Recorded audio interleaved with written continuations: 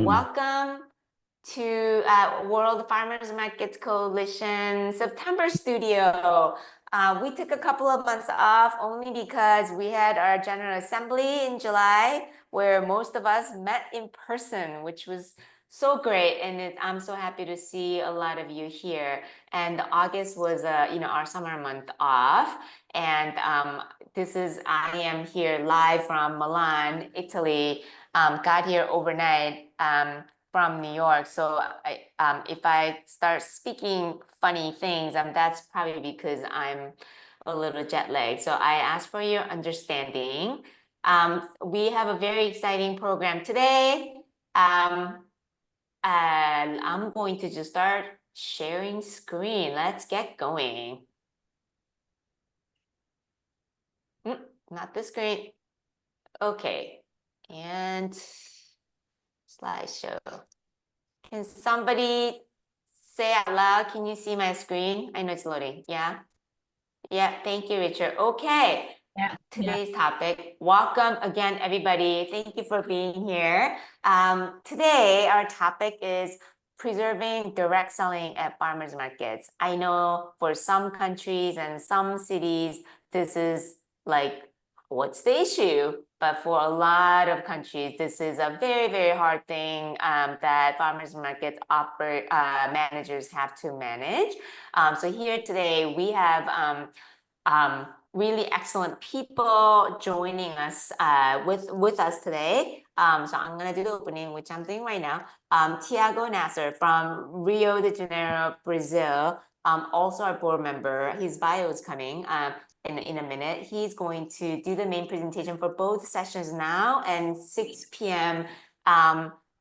Italian, Central European time. If you find this so interesting, you can come again and hear from a whole bunch of different people. So but right now we have with us Achala Samaradivakara from Sri Lanka and Rich Booley from Denmark. By way of UK, by the way. And for next session, we have Jamaica and Peru joining us. And then we're gonna have, we're gonna do everything we can to leave time for open discussion. As always, we will quickly go through the our community of practice agreements. This is a very precious hour that you're giving us and yourselves. So we will be present together. We will be engaged. It's a short 1 hour session. We will welcome and honor multiple viewpoints because we are from all over the country, and of course we have different contexts and experience, and we are going to have different points of view. We're not gonna we will hold our judgments or disagreements, how could we not, but we're gonna do them very softly and gently and understandingly. We will trust the intent of each of our speaking, and we will also at the same time acknowledge how it might land differently in each of us with different contexts. We will listen to learn, and we will ask to understand as opposed to not ask and misunderstand. We will make space for others to speak, and we will also take space when it's time for you, when it's a moment for you to speak. And we will, because we only have an hour, we have a lot of people, we will think in sentences, not paragraphs, meaning let's make our comments brief, okay? Okay, Tiago Nasser, really quickly, his bio can be a whole page, but I'm gonna do it really quickly. And this is the best photo ever in the world. Robin? Yeah. You might want to advance the screens, the slides. I think I think the Wi-Fi might be a little slow. So yeah, if there's any delay, I apologize in advance. It might just take a couple seconds. Okay. Tiago launched the Junta Local, the market he's running right now, that he's a CEO of back in 2014. And he has a doctoral degree in political science. And this was Farmers Markets was his project as a research as he was studying the role of chefs in raising awareness in social movements. He edits magazines and he publishes in different scale, different kinds of food publications. He's a member of Rio de Janeiro Organic Production Commission, and he's a proud founding board member and also representing Central and South America's region of World Farmers Markets Coalition. I'm gonna also quickly introduce our conversant, we say, and we have two member experts who are here to have a conversation with Tiago. Achala Samaradivakara from Sri Lanka. She's relatively new member. We met her at the General Assembly in July. She's a co-founder and managing director of her market, Good Market, since 2012. Starting with 32 rural farmer community, now expanding into 1,500 plus communities. She's certified in sustainable standard measurement by SDG Academy of the UN. She's a professional fellow of Oxford University in the UK, currently pursuing doctoral degree program to further her expertise in social entrepreneurship and sustainable market linkages. And she has all kinds of awards that I list here, including, those like 35 under 35 young women change makers by Cosmopolitan. Amazing. And we have Rich Booley from Denmark. He's originally from the UK. He's been working in food since age 14. He's a miller himself and farmers market organizer, alternative food systems, self-called propagandist. He is, like I said, from the UK, but he's been living in Denmark since 2016, and he co-founded Grootmarkt. Viola is also working at the market together, and that's how I met Rich 2 years ago at I guess exactly the same week at Terra Madre. Grootmarkt has since grown to be a weekly market in Copenhagen. And he has master's degrees in Middle Eastern studies and holds a keen interest in the social, political, and historical aspects of grain. So much to tell you about these two people. But you're going to hear from them directly as they have the conversation with Tiago. These are for our next session. So Tiago, I'm going to hand it over to you. All right, thank you very much, Robin. Good morning, good afternoon, good night, wherever you are. Such a pleasure to be here. See Robin and Richard, and having the honor and privilege of talking to my friends Achala and Richard. Just a couple months ago, Achala's table was right next to mine at the San Teodoro market. So I was making sure she was doing direct selling. And Rich is a good friend. We were recently carousing and talking about direct selling at farmers markets in Rome as well. So I will try to be brief because the best part of this is learning from each other and getting questions and answers. But just to set this up, and Robin, I think we still have a lag on the presentations. Ooh. Okay, I'm on your slide right now, but let's see what I can do. One thought is, I'm going to actually stop sharing my screen. How about that? and maybe Tiago, you could share your screen. You may have better internet. Let's try that. Oops. But how do I share my screen? Oh, I think I got it now. I'm happy to help if you want otherwise, but I guess I need to be co-host. Let me know. Is this working for There everybody? you go. Yep. Okay, I think I probably just need to put this in presentation mode. Yes. Everybody, thank you for understanding.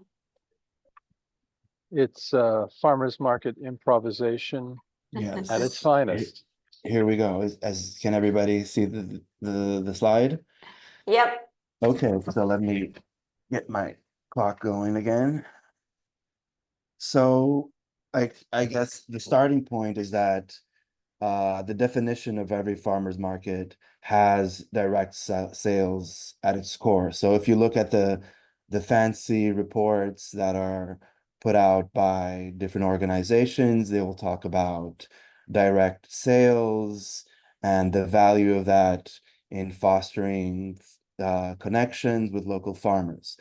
What I think it's interesting is how each market translates this into principles for their own farmers to make this less lofty and complex. And usually you have rules such as one stall or one tent, one farmer, which makes this very straight to the point.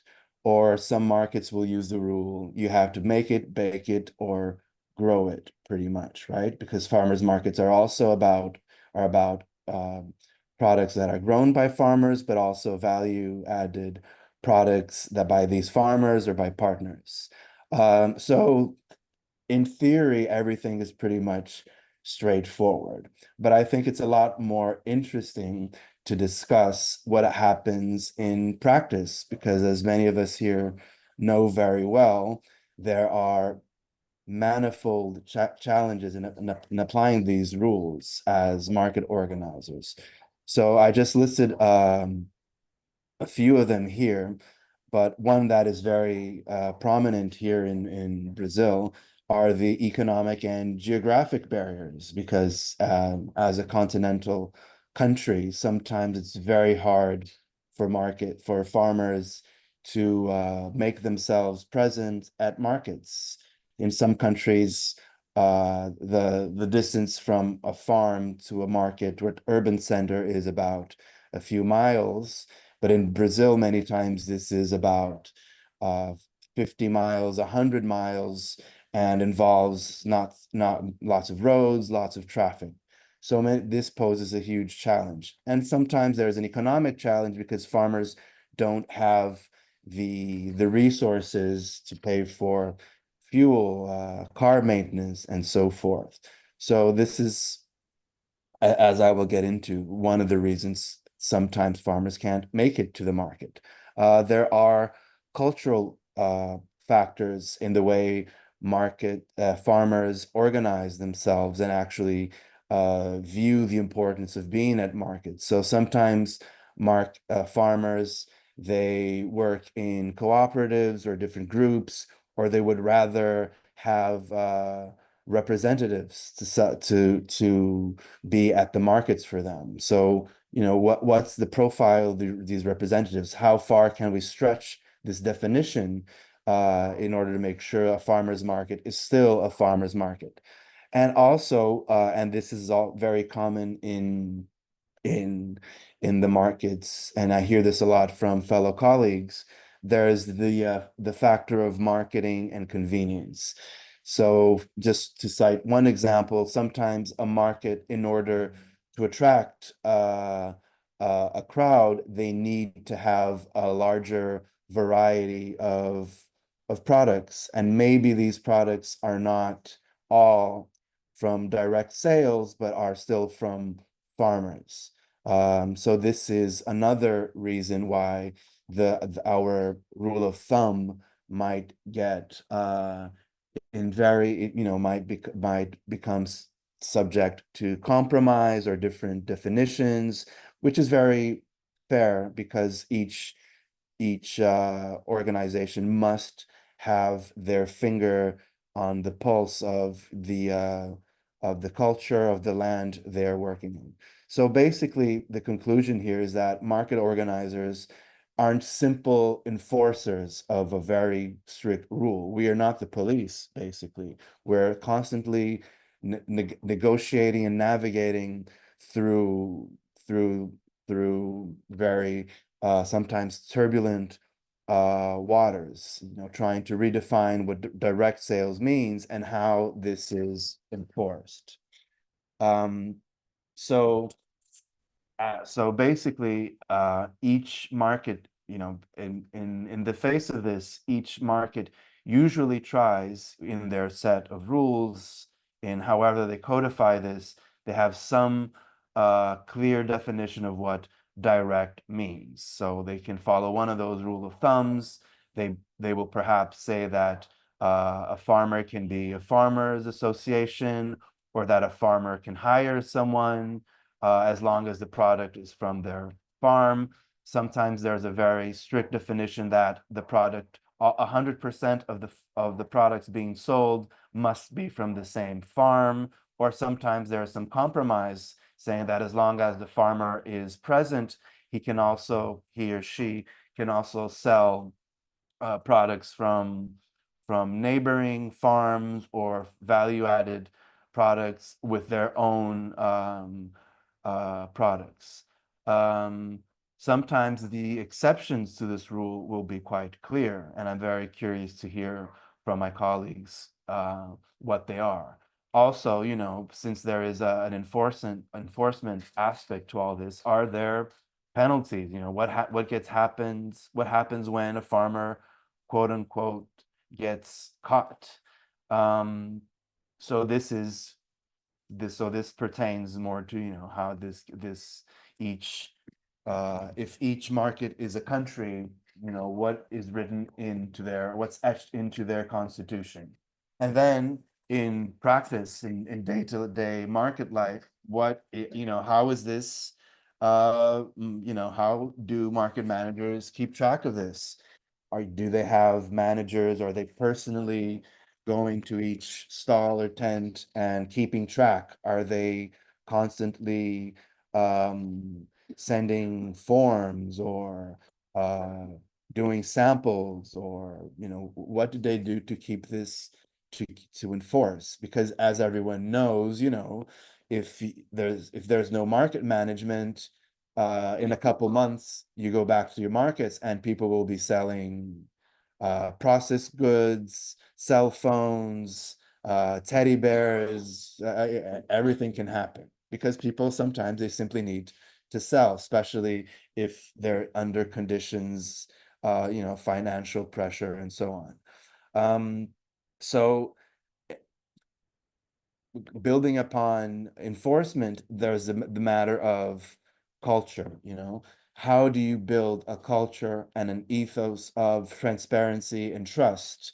Because this is what in practice will make direct sales happen truly. Like, already getting into a little bit of some lessons learned from experience.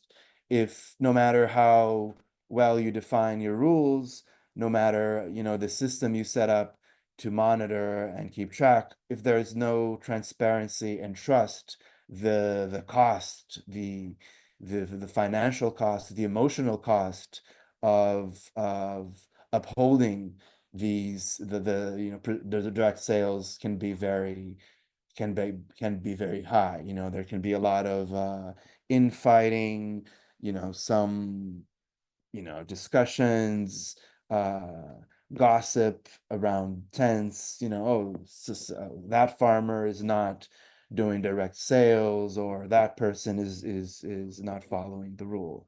And so many times it comes down to not necessarily focusing on the product that is being sold. Of course, that's important, but rather on how you build trust and transparency with the people, farmers, other vendors at the market, to make sure that direct sales are happening.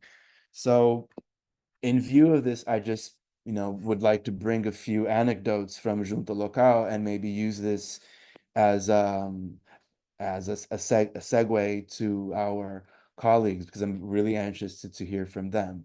So, for example, at Junta Local, we use the idea of that direct sale as local as a sort of proxy for direct sales.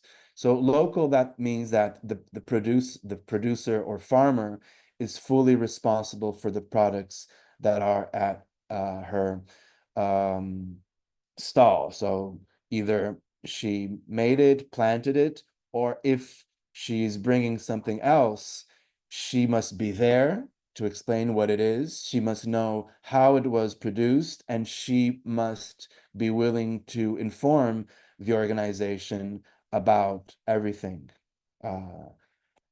that is being sold.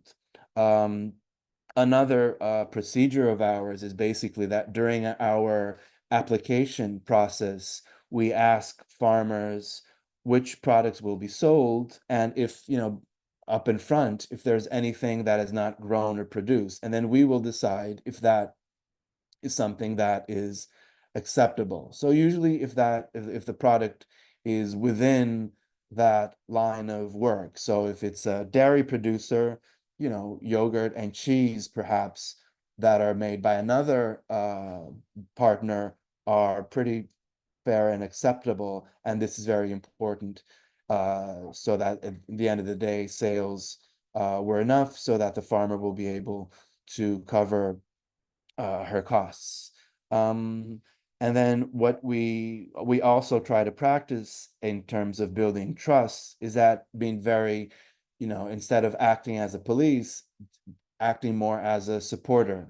So exceptions are acceptable as long as we know them. So we have many communication channels through which farmers can communicate. So we have a continuous form through which farmers can update what, the list of products they are planning to take to the markets. So, next week, I had a really lousy carrot crop, but my neighbor across the hill, he has some really nice carrots. So please, is it okay if this week I can sell his carrots, and I will make sure that everyone knows that these carrots are not mine, but they're grown in the same region, and I know this producer who also once in a while shares my carrots when he doesn't have carrots. So that is perfectly reasonable,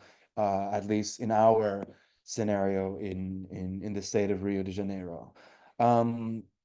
So, and this is actually an illustration of my last point here, which is adaptation, because farmers and each, with climate change, this has become even more of a prominent issue, are subject to, extreme weather, harsh rains or droughts. So they're looking into ways, new forms of working collectively. So, and this is a challenge because, you're dealing with different farmers. They organize in different formats. So if farmers are constantly adapting to weather, seasons, logistical challenges, we as market organizers must have a very keen ear to know what's happening and make sure that our own markets are a reflection of what's happening in rural and farmers communities. So this is how, the main presentation. So I just wanted to set this up and probably pass it back to Robin or straight to our colleagues so we can get into the conversation topics. Yeah, thank you, Tiago. Maybe you can just show the next slide just to show the topics. And I'm also pasting that in the chat room so everybody has it as a reference.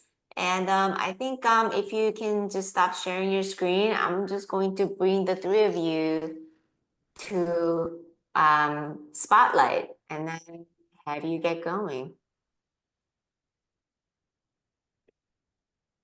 So, Achala, I was wondering if we could start with you and if you could probably answer the first question in light of your experience in Sri Lanka.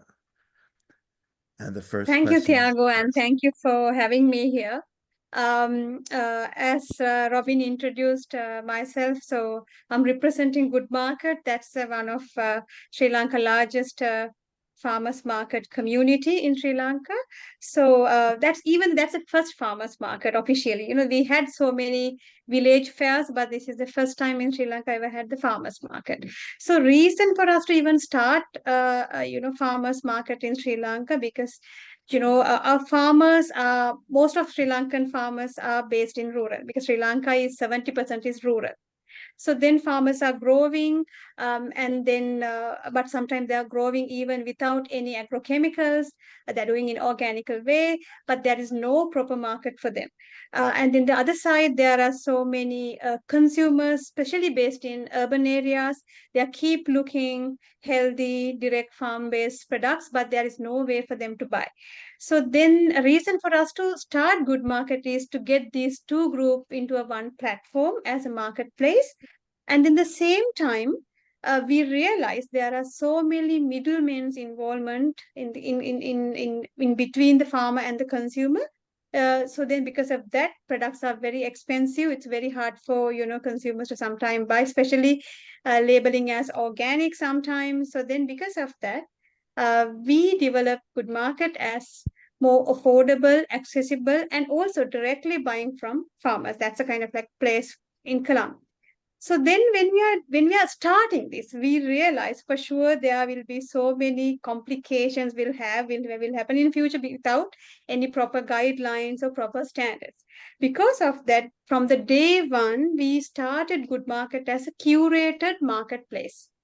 That means every single farmer or a farmer cluster, they have to apply to meet Good Market minimum standards. So we have developed minimum standards in different level. Any single farmer, any individual farmer, even though they are a very small scale, but still they can fit into it.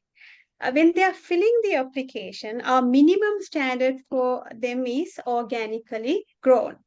So then when we are starting, we realized even the organic word is regulated, same as in your countries in Sri Lanka, but most of these farmers, when they are growing, when they are doing organic, they have to go to a third party, very expensive certifications, and then only they are selling their products. So then because of that, to keep all these transparency and see the value chain, all of this, because of that, we implemented a system called participatory guarantee system in Sri Lanka for recognized organic products. So then these, specifically Good Market, we work with small scale farmers. Most of them are less than 1 acre land. So they are growing maybe as individual, maybe as groups, but if they wanted to come to Good Market, they have to go through participatory guarantee systems. They have to keep all the recorded according to them. They have to show their transparency. They have to show how many plot of vegetable plots they have. All of this information they have to give it to the PGS committee, and then only once they are actually giving these all information, consumer and the PGS committee are getting involved, and they're going and seeing these farms, how are they doing, what they are doing, what are the products they are growing, all of that. After that only, they are getting approval to come to Good Market. So once they get approved, we have a Good Market website. After 3-4 years, we realized we have actually initially we have recorded all the information on Excel sheet. Okay, this farmer, X farmer is based in this area. They have this much of individual farmer or a maybe group. They are growing this much of vegetables. That information we have kept on Excel sheet. But after few years, we have developed a website to keep every single farmer's profile on our web. Even now, when you go to our website, you can see every single farmer's story, where they based in, what they are doing, how are they growing. All of these informations are visible. Even sometimes, the farmer is the one who claiming this information. If they are claiming wrong information, then public can go and flag. So because of that, farmers are really trying to keep their information up to date, because they don't want to get the bad name from the general public. And after that, after they come to Good Market every Saturday, so we have a consumers also involved. Consumers are very active in Good Market Colombo. So keep talking to our farmers. They are sometimes going and visiting these farmers. They know these farmers, right? So because of that, even our consumers are very happy to even pay 1 or 2 rupee more because of their transparency. They know how they are growing, their small scale. All of this information is visible on our website. Because of that, consumers are always trusting them. So that's how our onboarding process. It's very clear onboarding process. They have to apply. They have to show their transparency. Once they are receiving the PGS verification, they are allowed to come to the market. And then the second step, we have a very clear transparency signboards, right? Every single farmer need to bring their signboard with clear information. So they are even sometimes, very recently, we have even introduced little QR code also. If someone wanted to read about the farmer, they can read. So that is also there. And also the first day when the farmer comes, we have a very clear written guideline, kind of like a welcome pack. They can read and understand what I can do, what I can't do. All of that, while we are doing all of these information sharing, transparency, information on web, all of that is happening. At the same time, when they come to the market, at the good market organizers, they never control farmers' price. Farmers are the one who decide their price, or maybe farmer cluster is the one who decide their price. Even consumers, sometimes maybe these products are a bit of expensive than the local normal market, but still consumers are happy to pay even more, little bit more, because of encouraging them. Then farmers are realizing, if I'm cheating, I'm losing the good market opportunity. I don't want to do that. I want to keep my income going, because this is my main income, kind of like a system. Because of that, they are not even they're a bit of hesitate to break the rules. So that's also the one of the good market clear communication. And also we have another system where we communicate through our social media, through our all the communication materials about every single farmer's story. So then we encourage consumers to go and see. We give, if any consumer wanted to go to a trip, we are always telling them, like, these farmers are available on your way. Why don't you go and visit them? We keep encouraging consumers to go and engage with our farmers.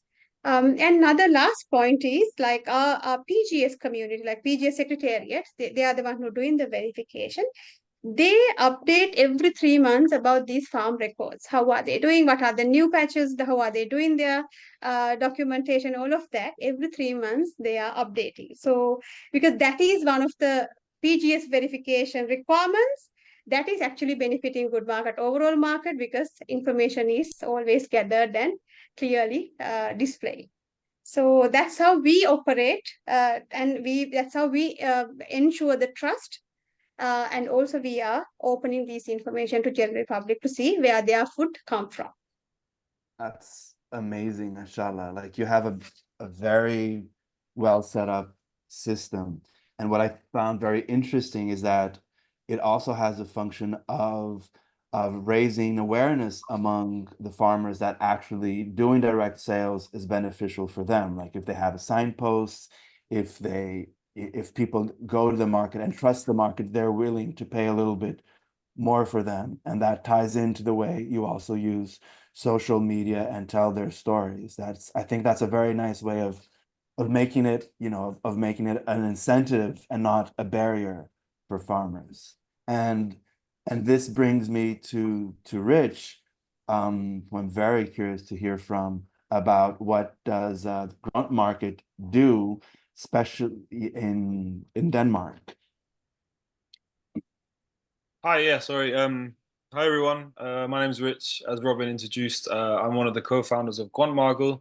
Many of you, if you've been before, will recognize my colleague Viola, who also works for the World Farm Market Coalition. Yeah, we're a very, very small market, started in Denmark, which is an incredibly industrialized agricultural system, one of the most intensively farmed countries on earth.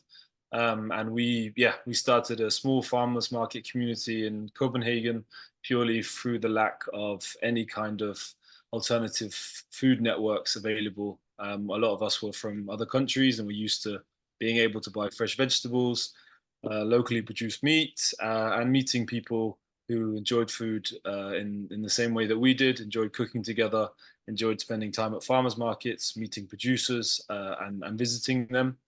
And I think that has had a huge impact on the way that we regulate who comes to the market, how we choose producers, and yeah, other makers at the market, because it is such a small network of farmers that actually end up coming to our markets, primarily because there hasn't been the market for local sustainable food grown in Denmark, and the monetary financial incentives have always been for farms to get bigger and bigger and bigger. Then the network has basically grown from kind of a bunch of people that we'd all worked with, having worked in restaurants before, and we knew and had some kind of, we could verify through just knowing them very closely that everything that they said they did in practice. Obviously, as the market grew, we were unable to be able to visit every single farmer and have such a close connection with them. So our guidelines sort of started growing out of our own, beliefs around what a farmer's market should include. So, growing sustainably, treating other people with fairness and equity, making sure that when we say sustainability, we also mean about people who are working on the farms, social sustainability as well as ecological sustainability. Our guidelines kind of grew out of that. We then sort of slowly implemented a system where you applied to be part of our markets and said in which ways you meet the requirements. We kind of always shied away from there being very strict rules. It was always guidelines that we encouraged people to follow. That largely they would before they even applied for the market. Otherwise, they would just before they asked, even if they applied, we kind of say, okay, maybe don't bother if you're not able to meet this part of the guidelines or this part of the guidelines. And then also, one of the other things that's specific to Denmark is that it is one of the countries that began sort of organic certification nationwide. So any supermarket in Denmark, you can walk in and you find 20-30% of the fresh produce is organically certified. But that doesn't necessarily mean it hasn't been grown on a mass scale, and it's always packaged in a lot of plastic according to the Danish regulations. It's organically grown food, but it doesn't necessarily feed into a local food system that supports much smaller producers who are able to care much better for the land and look after local ecosystems. So we shied away from saying, okay, this is interesting to say, it's different from the Sri Lankan situation where you're looking for an organic certification, and then you're going further, obviously, with your PGS system, which sounds really cool. But we shied away from that because people, they can go to the supermarkets and buy organic food, but what they can't get is that extra level of, for want of a better word, authenticity about what's being grown, because you can get 400-hectare farms in Denmark that only grow organic, but maybe the vegetable has passed through the hands of one individual the whole time it's been grown. It's all heavy machinery, it's all intensive farming in an organic way. So we kind of never required anyone to be certified organic, and rather looked much more towards a kind of interpersonal approach of the way that we regulate our farmers. And actually very similar to your point, Ashala, about getting people to visit. Originally, we planned to visit every single producer that joined the market. But of course, as the market grew, which was only a good thing, we stopped being able to do that. So rigidly with every new producer. But oftentimes we'll organize market trips for our volunteers or other people who support the market, and we say, oh, go and visit this farm. In fact, we had one last weekend where some of the apple growers, people who bring apples and apple juice to the markets, we said to volunteers, okay, we'll do a trip to the apple farm. And so we sent 20 volunteers. They picked 700 kilos of apples for the producers to help them out during the harvest. And of course, then there's also getting to see the practice that they're engaged in, which also feeds back into some kind of knowledge around that the volunteers also can bring back to us to say, wow, what was really incredible is they were using this system over this system. And, of course, if you if there was anything that they felt was particularly not in line with our values, then I'm sure it would be known. And again, I think just having such a small network means that people talk, and it's in no way it's sort of policing each other, but in a small network of growers, you do have a lot of knowledge about what each other is doing. So if something does seem a bit amiss, then we have conversations, and it gets raised. So can you probably bring us an example to illustrate this, Rich? Because this is the second question, and you were talking about like visiting farmers, right? You have the opportunity to do that.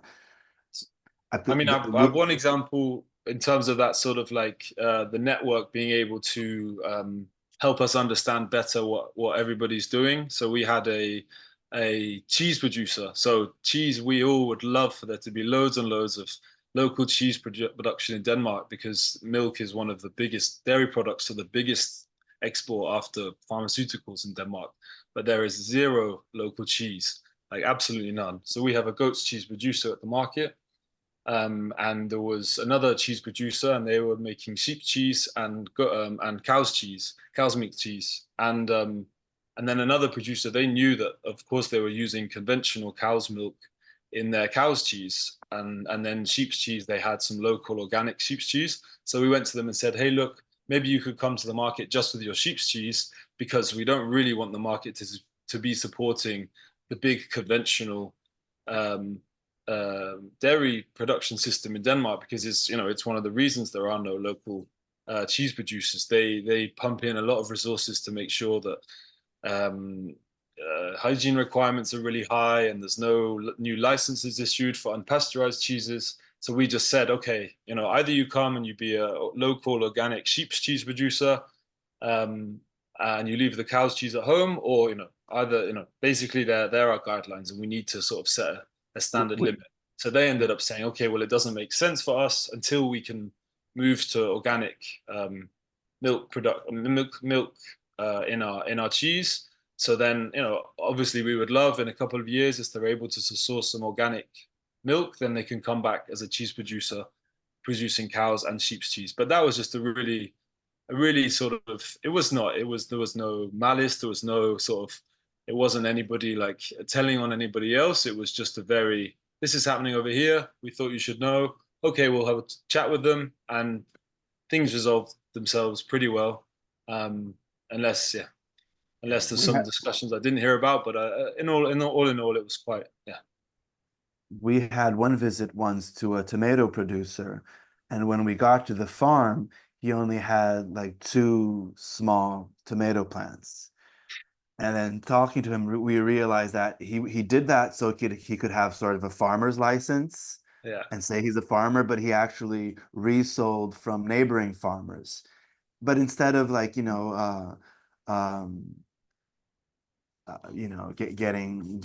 mad and scolding him, what we did, like, can you take us to the other farmers? And now these other farmers also, once in a while, they come and stay at his tent as well, because they don't have the resources to drive down from where they live. Shala, do you have any examples of situations in which you have to navigate situations that were kind of iffy? There are so many, because we have been here for the last 12 years.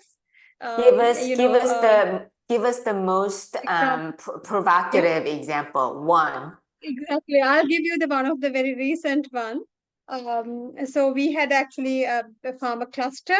So there are 5 members of farmer cluster. They grow chili and vegetables. So they used to come to the market, and then so normally what the PGS team, they are providing us what they are approved. What are the products they are approved, then what are the products they can bring into the market. So when our team actually going and checking what are the stuff, they had so many other stuff.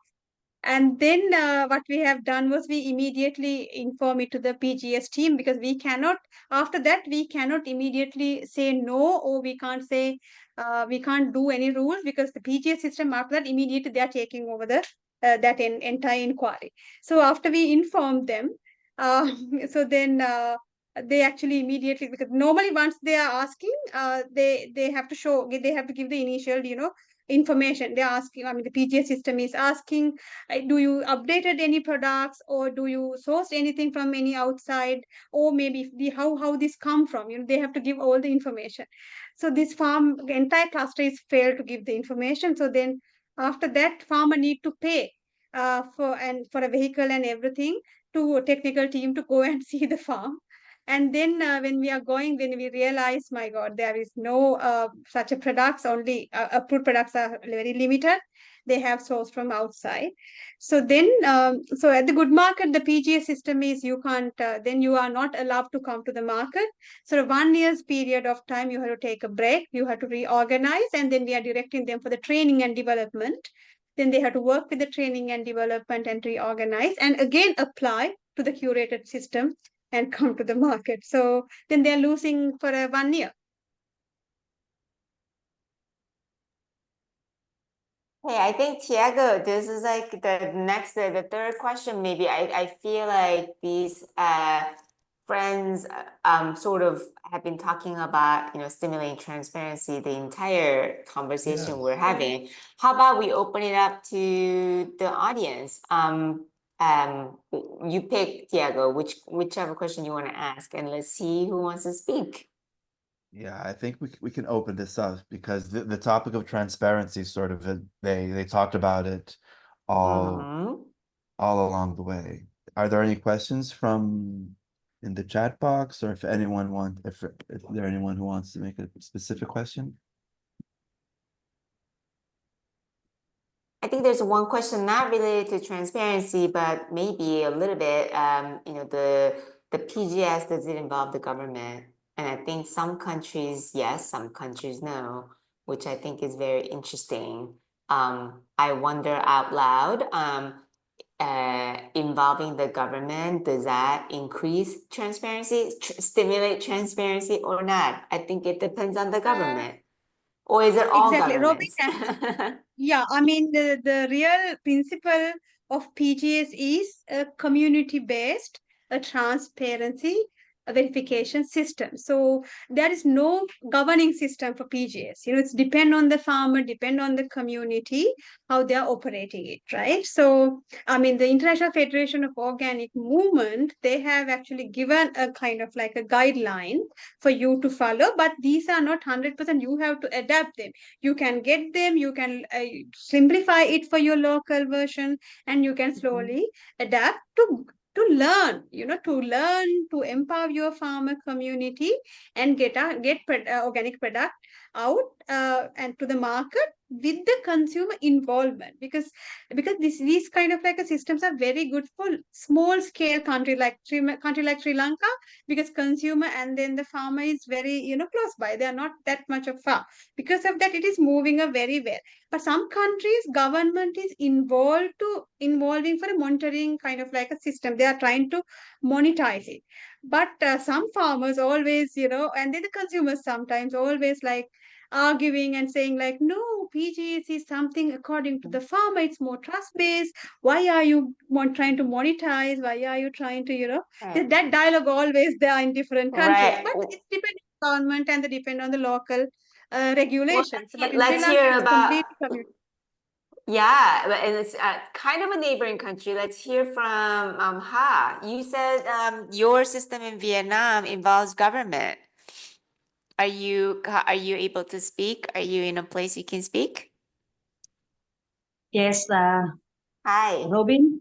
Yeah. So is Um, that something that the public wants, or is that something the government imposes? What kind of governance system is this? I think in Vietnam, the Ministry of Agriculture and Rural Development have a kind of practice on PGS, and they issue it, and they also monitor it and verify it, monitor it, and issue the registration as a certification. Yeah. So it's quite And official. yeah, and how is that received by the public? Do people prefer that? I think the public trust it, but I'm not sure about the farmers. Interesting. Yeah. Thank you. Are there other people here who have a different example? Yulitza, I see your example. So like this is a case, I think that's a little bit more, what's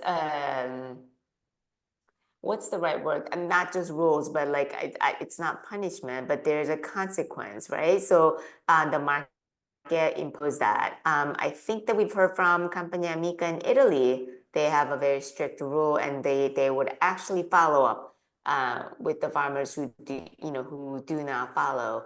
Anybody wants to maybe elaborate a little bit? Yulitza, do you want to? You don't have to.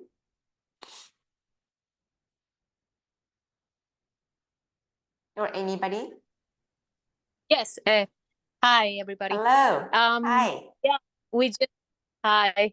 We just had that one farmer, and actually the first time it happened, it was other customers that came to me and told me like, "Hey, those onions look very weird." And then it happened for the second time with the yeah, and then the third time I just wrote them a big letter signed with the other administrators of the market, and we were just like, you should look for another market to sell, because when one thing that I always tell the farmers is that they need to have in mind that when they get something that it's not legitimate, people don't say I got this from this farmer, it's from the market. So we are always working as a whole, even though we are not conscious of it. And so I always keep telling that in the meetings and all that. So far, after that farmer left, we've had no problems. So I think it's really interesting, even though farmers market manager in this case is the one who had to like put the foot down, as we say in English. It's an entirely different role when the consumers, the public is involved to tell you, like, please keep us accountable, keep them accountable to us. So market manager is playing the middle, like a facilitator role. You're holding the market space to be mission oriented as it's intended to be, as opposed to market managers without the accountability goes to vendor to tell them like, here's our rule, my market rule, and you're not following it. I think there's a big difference in the governance, as to how the market manager would run the market. Does that make sense? yes. Thank you for sharing. Anybody else? Oh, Tiago, do you have any more questions that you might be thinking about? Oh, Randy and Tia. Hello, Tia. I don't know if we met before. Hello, welcome. Do you want to speak up on this? We can try, but hello everyone. It's we experience in Norway that when people start at the farmers market, they don't have so many products. They just have a few, and it's very easy to see what they have and what is direct selling and what is not. But what we experience is that after some years, the farm and the production have grown, and maybe they have been also started selling in other kind of sales channels, and they are also participating on other kind of markets. And then some of them, not all, but some of them are more creative and are starting to buy things from the neighbors and introducing new products. And so what we have seen is that we need to follow on this all the time, because a farmer that could be perfect a couple of years, maybe 5 years later, he will suddenly stay at the farmer's market with some orange jam, which is not possible in Norway. So and we tried to make a system for where we also ask them to apply when they have every time they have a new product, but that is not so easy, because then we need a very, very big amount of data, and we need to follow it, and it's kind of complicated to have the administration to do it. So we are not doing it for real. But what we see is that what is actually working to help against this problem is the colleagues on the farmers market. They are watching. They are saying, Randi, you know, this farmer, they have a new product. I'm not sure where it is from. Yeah, this is not from our country.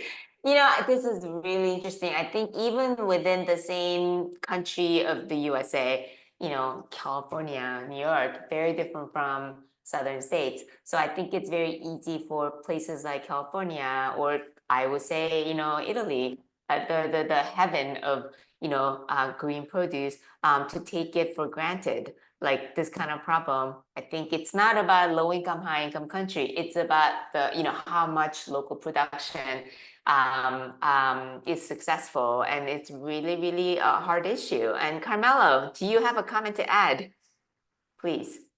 Hi, hello, Robin. Hi. Hi. Thank you very much. Sorry for the landscape behind me. I am for the G7 meeting in Italy, but I was very interested to this discussion, and I would like to thank you, Robin, to all of us to share our different experience. I agree with Randy. The control made by the other farmers that goes to the manager. Oh, you know, I saw some products there that is not. This is everywhere. But I would like to give you another interesting example to add to what you have said. You know that Italy is a very long country from the north of Africa to the center of Europe. And some products you have in the south of Italy, you cannot have in the north of Italy. In our Campagna Amica system, the farmers, they can sell only their local products, but for some products that are for common consumption, as orange or lemon, we allow the farmers from the north to buy some products from farmers that are in our network from the south of Italy. Now, what happened? That when you go in the north of Italy, there are many farmers who ask to buy other products from the south of Italy. One of the example is artichoke. We don't produce artichoke in the north. We don't have the chance to produce because the climate condition. But we did some research, and we knew that in the north of Italy there are some biodiversity variety of artichokes that have been produced in the past. And so we said to them, you are not able to buy artichokes from the south because you can start to produce it. This stop pushed the farmers to start the production of artichoke in some part of the north of Italy. This is just a little example of how the farmers market is not just a place where the farmers, they do their business, but it can be also a place that if we work in the good direction, it's a strategic tools for biodiversity, for fighting climate change, and to create a new agriculture system. That's an excellent example. Just this example, Robin, and I hope one day we can present to everybody also our system of control and sanction to the farmers that could be interesting to share. Thank you. That was an excellent example. Thank you so much, Carmelo. And that was the final finale comment for the time flew when we're having fun. Tiago, Achala, and Rich, thank you so much for being here. You made this conversation so rich. No pun intended to your name, Rich. For the next session, we already know it's the same topic. We already know the conversation will be very different. Even though Tiago is going to talk about Junta Local again, we have the Jamaican and Peruvian examples, experts sharing with us. So if you don't have a party plan tonight or this evening or afternoon, wherever you are, please join us again. Maybe we'll see you again, but thank you so much for joining today. It's great to see your faces. Have a great week and we'll see you next month, if not later today. Bye, everybody. Thank you. Bye bye.